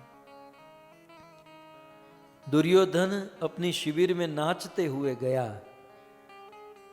और चैन से जाकर सो गया। रात को 12 बजे पितामह भीष्म ने प्रतिज्ञा ली। ये बात पितामह जानते हैं, दुर्योधन जानते हैं, और तीसरा एक आदमी जानता है, और वो है भगवान कृष्ण। वेदाहम समतीतानि वर्तमानानि अर्जुन। कृष्ण को पता चला। कृष्ण तुरंत पांडवों की शिविर में गए, 5 पांडवों की चद्दर खींचे। ठंड के दिन थे, 5 पांडवों की चद्दर खींचे। उठो युधिष्ठिर, भीम, नकुल, सहदेव, अर्जुन, उठो। बोले क्या हुआ? बोले वहां तुम्हारे बाप ने, भीष्म ने प्रतिज्ञा ली है, वो कल सुबह तुम्हें युद्ध में मार देंगे, तुम कुछ करो। पांडवों ने कहा, मार देंगे तो मर जाएंगे, हम क्या कर सकते हैं, अभी फिलहाल हम लोग सो रहे हैं, तो कृष्ण आप हमें सोने दीजिए। कृष्ण ने कहा, वहां प्रतिज्ञा हुई और तुम्हें नींद आएगी, तुम्हें कोई चिंता नहीं है। पांडवों ने कहा, हमें क्या चिंता है, ब्रह्मा की सृष्टि में 2-5 मर भी जाते तो क्या फर्क पड़ता है। लेकिन कृष्ण, आप, हमें तो कोई चिंता नहीं, लेकिन आप अपनी देख लीजिएगा, यदि हम में से किसी को कुछ हो गया तो लोग आपकी भक्ति करना छोड़ देंगे, आप पर विश्वास रखना छोड़ देंगे, क्योंकि हम पांडव तो आपको आश्रित है, इसलिए हमारी रक्षा करना यह आपका काम है। हम मरेंगे तो मरेंगे और आप बचाओगे तो बचेंगे। पांडव सो गए, वहां भीष्म सो गए, यहां दुर्योधन सो गया, सब लोग सोए हुए हैं और कृष्ण अपने मन में सोच रहे हैं, क्या करूं यार, क्या करूं, पांडवों को भी बचाना है, वहां भीष्म की प्रतिज्ञा को भी रखना है, और मैं प्रतिज्ञा लेकर बैठा हूं, शस्त्र नहीं उठाना है, क्या करे क्या करे। कृष्ण तो कृष्ण है। सुबह द्रौपदी को जगाया और लेकर आए पितामह भीष्म के पास। और कहा कि भीष्म दादा अभी ध्यान कर रहे हैं, द्रौपदी तुम उसे प्रणाम करके आ जाओ। द्रौपदी पितामह भीष्म को प्रणाम करने गई। भीष्म को लगा दुर्योधन की पत्नी आई होगी। भीष्म के मुख से निकल गया अखंड सौभाग्यवती भवः, और फिर आंख खोली तो देखा ये तो अर्जुन की पत्नी। पितामह भीष्म समझ गए कि ये काम केशव का हो सकता है। तुरंत खड़े हुए, बाहर आए तो देखे द्रौपदी के दोनों जूते अपने बगल में दबाकर खड़े थे। और कृष्ण कहने लगे, पितामह कल रात को आपने पांडवों को मारने की प्रतिज्ञा की और अभी अभी आपने वरदान दिया अखंड सौभाग्यवती भव का। तो मैं केवल इतना जानना चाहता हूं कि आप कौन सी प्रतिज्ञा रखोगे, कौन सी तोड़ोगे। तब पितामह भीष्म कहते हैं कि मेरी तो टूटते टूटेगी, लेकिन केशव आज और एक मैं प्रतिज्ञा लेता हूं, आज जो हरिहीन शस्त्र गहाऊं। कृष्ण आज के दिन के युद्ध में, ये 9वें दिन के युद्ध में हरि के हाथों से शस्त्र न उठवाऊं तो लाजो गंगा जननी को शांतनु सूत कहाऊं। यदि कृष्ण आज के दिन के युद्ध में आपके हाथों से मैंने शस्त्र नहीं उठवाया, आपकी भी प्रतिज्ञा है ना, शस्त्र नहीं उठाऊंगा, आपने मेरी तुड़वाई, मैं आपकी तुड़वाऊंगा। और यदि मैं आपके हाथों से शस्त्र न उठवा पाया तो लाजो गंगा जननी को मैं गंगा पुत्र भीष्म न कहलाऊं, मेरी मां गंगा लज्जित हो और मेरे पिता शांतनु पिता बनने का सौभाग्य लज्जित हो। सूरदास जी ने बहुत सुंदर लिखा, स्यंदन खंडी महारथ खंडो कपि ध्वज सहित डुलाऊं। कृष्ण आज तुम्हारे रथ को तोड़ न दिया, आज कपि ध्वज उस हनुमान के साथ तुम्हारे रथ को डोला नहीं दिया, तो मैं भी गंगा पुत्र भीष्म नहीं। और इति न करो शपथ मोहि हरि की, क्षत्रि गति ही न पाऊं। और यदि मैं इस प्रतिज्ञा को पूर्ण न करूं तो क्षत्रिय की गति न पाऊं। पांडव दल सन्मुख हो धाऊं, सरिता रुधिर बहाऊं। कृष्ण आज मैं खून की नदियां बहा दूंगा आज, और यदि ऐसा नहीं कर पाया तो सूरदास रणभूमि बिनु जियत न पीठ दिखाऊं। इस प्रकार से पितामह भीष्म ने प्रतिज्ञा की कि खून की नदियां बहाऊंगा, कृष्ण तुम्हारे रथ को डोला दूंगा, और आज या तो मैं नहीं या पांडव नहीं। और इस प्रकार से पितामह भीष्म की प्रतिज्ञा, कृष्ण तुरंत पांडवों के पास आए, पांडवों को तैयार किए। दोनों सेना अस्त्र शस्त्र धारण करके बख्तर पहनकर महाभारत के उस कुरुक्षेत्र की रणभूमि में उतर पड़ी है। दोनों सेना रणभूमि में आई और दोनों सेनाओं के मध्य में शंख फूंकने लगे। यहां पर दुर्योधन ने शंख फूंका, पितामह भीष्म ने शंख फूंका, द्रोणाचार्य, कृपाचार्य, अश्वत्थामा, सभी कौरवों ने शंख फूंके। वातावरण गुंजायमान हुआ। और फिर पांडवों की ओर से भगवान कृष्ण ने शंख फूंका, योगेश्वरी शंख फूंका गया। कौरवों के दिल दहलने लगे। आचार्यों ने लिखा कि कृष्ण के शंख की ध्वनि को यदि ठीक से सुन लिया होता तो कौरव समझ गए होते, लेकिन कौरव नहीं समझ पाए। शंख फूंका, मारो मारो की ध्वनि, और दोनों सेना एक दूसरे के ऊपर टूट पड़ी। और विधि का विधान देखिए कि जिस दिन पितामह भीष्म ने प्रतिज्ञा की थी, उसी दिन पितामह भीष्म के सामने अर्जुन का रथ टकराया। अर्जुन और पितामह भीष्म आमने सामने हुए और दोनों का रथ आमने सामने एक सामने टकराया। पितामह भीष्म की आज सफेद सफेद दाढ़ी लहराने लगी। पितामह भीष्म की आज मानो जवानी आ चुकी हो।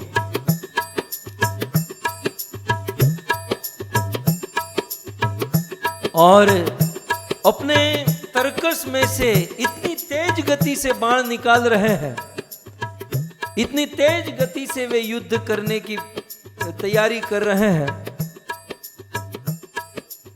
पितामह भीष्म की तैयारी को देखकर, पितामह भीष्म के उत्साह को देखकर अर्जुन का हृदय कांपने लगा।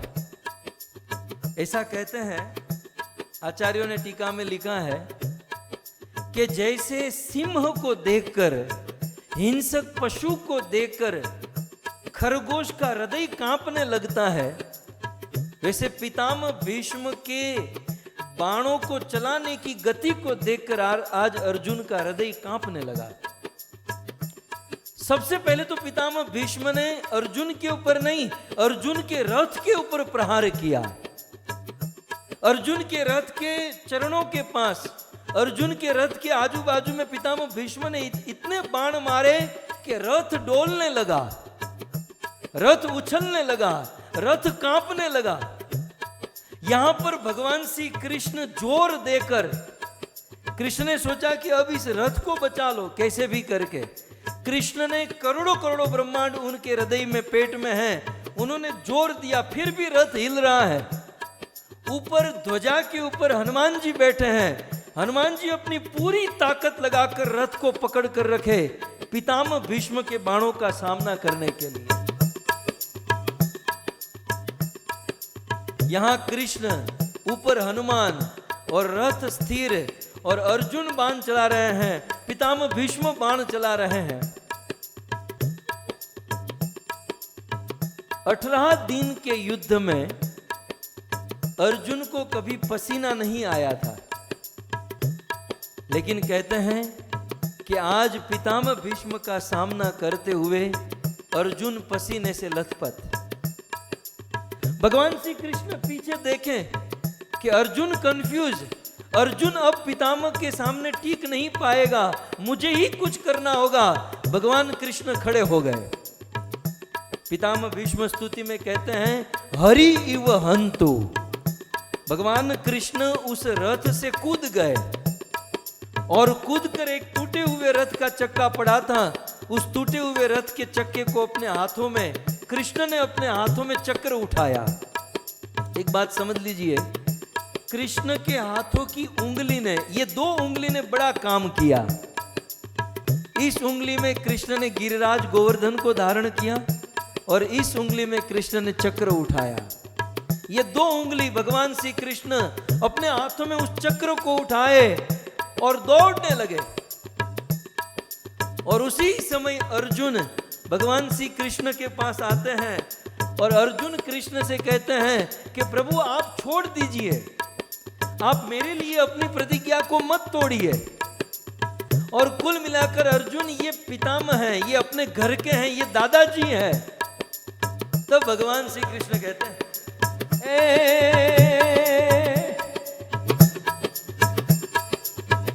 झूठा है भाई पाप बढ़ाई, झूठी माई मां जाई। झूठा है भाई पाप बढ़ाई, झूठी माई मां जाई। झूठा पितराई झूठ जमाई, झूठ लगाई ललचाई। सब झूठ सगाई अंत जुदाई, देह जलाई शमशाना। चित चेत सियाना फिर नहीं आना, जग में आखिर मर जाना रे जी, जग में आखिर मर जाना।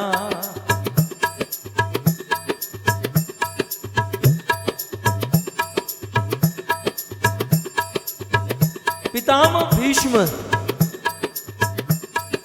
भगवान श्री कृष्ण के ऊपर बाणों की बौछार करने लगे। भगवान अपने हाथों में रथ का चक्का लेकर पितामह भीष्म की ओर दौड़ने लगे। अर्जुन कहते हैं प्रभु आप मेरे लिए अपनी प्रतिज्ञा मत तोड़िए, आप मेरे लिए मत तोड़िए।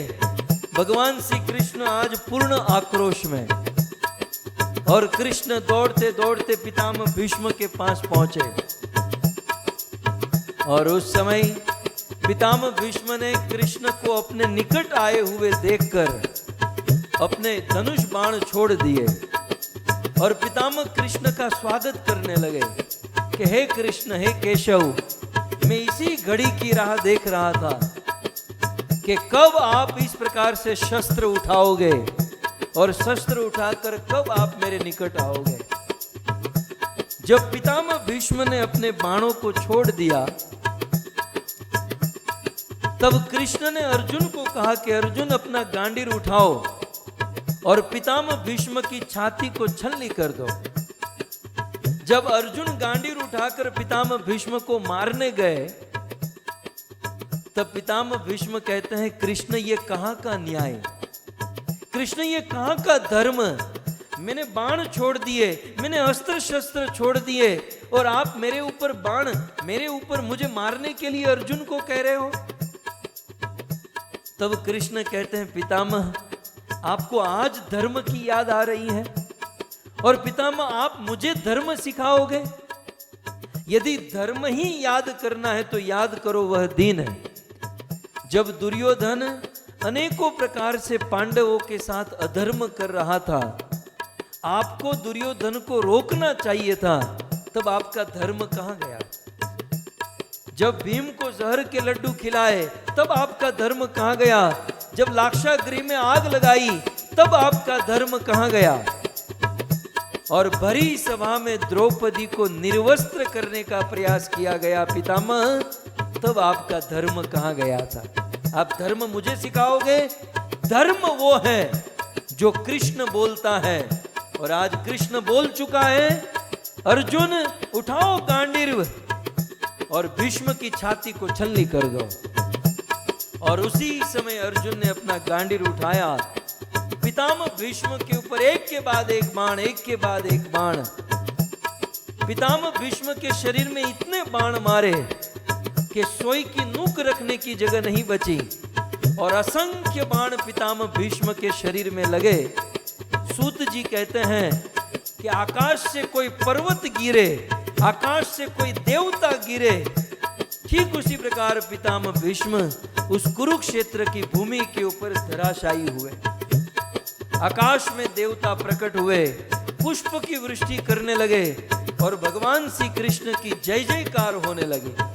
श्री कृष्ण चंद्र भगवान की, श्री कृष्ण चंद्र भगवान की, श्री कृष्ण चंद्र भगवान की। सो इस प्रकार से भगवान श्री कृष्ण ने पितामह भीष्म की प्रतिज्ञा को भी लांघ दिया और इसीलिए पितामह भीष्म अगले श्लोक में कहते हैं कि हे कृष्ण, अर्जुन का रथ आपके लिए मात्र रथ नहीं था। कृष्ण अर्जुन का रथ आपके लिए कुटुंब के समान था। जैसे एक गृहस्थ आदमी अपने कुटुंब का भरण पोषण करने के लिए कभी कभी नीति अनीति से भी काम कर लेता है, ठीक उसी प्रकार अर्जुन के रथ को चलाने में, अर्जुन की रक्षा करने में आपने नीति अनीति से, इवन आपको अपनी प्रतिज्ञा तोड़नी पड़ी, प्रतिज्ञा को तोड़कर भी आपने अर्जुन की रक्षा की। इसलिए अगले श्लोक में कहते हैं विजय रथ, विजय माने अर्जुन का रथ कृष्ण आपके लिए कुटुंब के समान है। मुझे ये बात बहुत अच्छी लगती है कि अर्जुन के रथ को कृष्ण अपना कुटुंब मानते थे। भक्ति ऐसी करें, सेवा ऐसी करें कि भगवान हमें अपना कुटुंबी माने, भगवान हमें अपना फैमिली मेंबर समझे। और ये कब होगा? जब हम भगवान को, कृष्ण को अपना फैमिली मेंबर मानेंगे।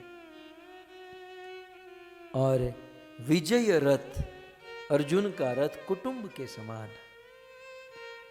और उस अर्जुन के रथ के लगाम, 4 घोड़े होते थे और उनकी चारों लगाम आपके हाथ में होती थी और आप उस रथ को ऐसे चलाते थे, अर्जुन को तो कुछ करना ही नहीं पड़ता था। यदि किसी का बाण आए तो कृष्ण ही रथ को कभी लेफ्ट में ले जाते, बाण साइड में से निकल जाता, कभी राइट में ले जाते, ऊपर नीचे। सो कृष्ण आप अपने हाथों से अर्जुन की रक्षा सेवा करते थे। और विचार तो तब आता है कि युद्ध समाप्त होने के बाद शाम को सब लोग अपनी अपनी शिविर में जाकर सो जाते थे, लेकिन कृष्ण आप रात भर जगकर उस रथ को ठीक करते थे, उस घोड़े को पानी पिलाते थे, घोड़े में कोई घाव लग गया हो तो उसे आप ठीक करते थे। आप एक सेवक की तरह, एक दास की तरह अर्जुन की रक्षा और सेवा करते थे। इस दुनिया में ऐसा कौन ईश्वर है, ऐसा कौन भगवान है कि जिसकी हम शरण ग्रहण करें। इसलिए हे कृष्ण, पार्थ सखा, अर्जुन के सखा कृष्ण में मेरी रति हो जाए, मेरी गति हो जाए, मेरी मति हो जाए, आज मैं ऐसी प्रार्थना करता हूं। और जिन्होंने मेरे लिए अपनी प्रतिज्ञा को तोड़ दिया, देखिए भगवान ये नहीं देखते हैं कि मेरे नाम क्या क्या होगा, लोग मेरे बारे में क्या सोचेंगे। भगवान ये देखते हैं मेरे भक्त के बारे में लोग क्या सोचेंगे। मेरी प्रतिज्ञा भले टूटे टूटे, लेकिन भीष्म की प्रतिज्ञा नहीं टूटनी चाहिए। इसलिए भारत के संतों ने कहा, प्रबल प्रेम के पाले पड़कर प्रभु का नियम बदलते देखा। भगवान इतना प्रबल प्रेम करते हैं कि अपना नियम बदल देते हैं। प्रबल प्रेम के पाले पड़कर प्रभु का नियम बदलते देखा, अपना मान टले टल जाए पर भक्त का मान न टलते देखा। पर अपने भक्तों का मान कभी गिरने नहीं देते, जाने नहीं देते। कौनते ये प्रति जानी ही नमे भक्त्या प्रणश्यति। भगवान अपने भक्त का कभी पतन नहीं होने देते। भागवत के ये कथाएं, भागवत के ये श्लोक, भागवत की ये प्रसंग हम भक्तों के जीवन में बहुत बड़ा उत्साह प्रदान करते हैं। हम भक्तों को बहुत बड़ी प्रेरणा देते हैं कि आज भी कृष्ण, हम भक्तों की बात को कभी असत्य नहीं करेंगे, हम भक्तों की प्रतिज्ञा को कभी मिथ्या नहीं करेंगे, हम भक्तों की इच्छा को कभी इनकार नहीं करेंगे। बस करना है तो उस भगवान श्री कृष्ण की भक्ति करनी है, कृष्ण का नाम लेते रहे, कृष्ण की कथा सुनते रहे और अपने जीवन को कृष्ण को समर्पित करते रहे। बाकी सारी जिम्मेवारी भगवान कृष्ण के हाथों में है। जैसे कृष्ण ने अर्जुन का सारथ्य किया, वैसे हम सब का सारथ्य करके, जैसे कृष्ण ने कुरुक्षेत्र की उस समुद्र समान भूमि से, युद्ध भूमि से उस रथ को पार कर दिया, वैसे इस भवसागर से हमारे जीवन को पार कर देंगे, हमारी नैया किनारे लगा देंगे। बस हमें उस भगवान का नाम लेना है, कथा सुननी है। आप सभी भक्त अनंत अनंत काल से, बहुत समय से कथा सुनते आए हैं, भगवान का नाम लेते आए हैं। बस जीवन में यही करना है और यही करते करते करते एक दिन ऐसा आएगा कि हम पूर्ण रूप से भगवान को समर्पित होंगे। और जैसे भगवान अर्जुन के साथ, पितामह भीष्म के साथ जिस प्रकार से प्रेम का आदान प्रदान किए, वैसे हमारे साथ भी करेंगे। इस आशा से आज छठे दिन की कथा को मैं यहीं पर विराम करता हूँ और धन्यवाद देता हूँ आप सभी भक्तों को। बड़े भाव से, प्रेम से, श्रद्धा से आप सब कथा सुनते हैं। और कल 3 श्लोक बाकी हैं। कल पितामह भीष्म हमें वृंदावन लेकर जाएंगे। पितामह भीष्म अपने अंतिम समय में ब्रज को याद करते हैं, गोपियों को याद करते हैं। तो कल श्रीमती राधा रानी, ब्रज की कुछ चर्चा और पितामह भीष्म के अंतिम उद्गार को सुनकर, कल कथा का अंतिम दिन है, हम इस कथा की पूर्णाहुति करेंगे। विशेष धन्यवाद देते हैं हमारे परम हरि प्रभु और हरि लीला माता जी के इस पूरे परिवार को, जो सुंदर इस कथा का आयोजन करके और बड़ी श्रद्धा से इस कथा को सुनकर अपना कल्याण कर रहे हैं और हम सब का कल्याण कर रहे हैं। तो इसी प्रकार से वे सेवा करते रहें, इस आशा से वाणी को विराम करते हैं। आइए जय जयकार के साथ आज का दिन हम समाप्त करें। ग्रंथराज श्रीमद् भागवतम महापुराण की, श्री कृष्णचंद्र भगवान की, जगत गुरु शिल प्रभुपाद की, निताय गौर प्रेमानंदे। जय जय श्री राधे, जय जय श्री राधे, जय जय श्री राधे।